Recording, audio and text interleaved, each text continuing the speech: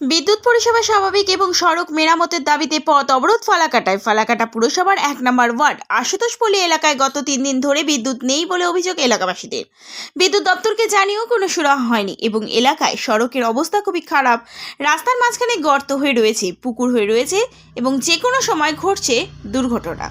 তাই এলাকাবাসী এই সড়ক সংস্কারের দাবি ও বিদ্যুৎ পরিষেবার দাবিতে পথ অবরোধ করলো আজ। পথ অবরোধের জেরে বন্ধ হয়ে রয়েছিল যানবাহন চলাচল। খবর পেয়ে ঘটনাস্থলে যায় ফালাকাটা থানার পুলিশ।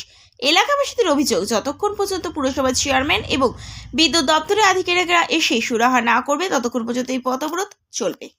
৩-৪ দিন থেকে এখানে আসে, ওরা ঠিক করে দিয়ে যায়, ঠিক হলেও আবার চলে যায়, ওই আসে যায়।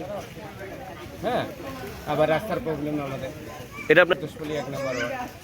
আপনার এই যে আপনাদের কাউন্সিলর তাকে জানানো আছে? হ্যাঁ, সব জানাই আছে। কি বলছে? দেখে গেছে হবে, রাস্তা কবে হবে এখন। আর যেটা ইলেকট্রিকের সমস্যা সেটা ইলেকট্রিক এখন আসুক, ওরা দেখি কি বলে। ওরা ইলেকট্রিক দপ্তরে জানানো আছে? হ্যাঁ। কি বলছে দপ্তর থেকে?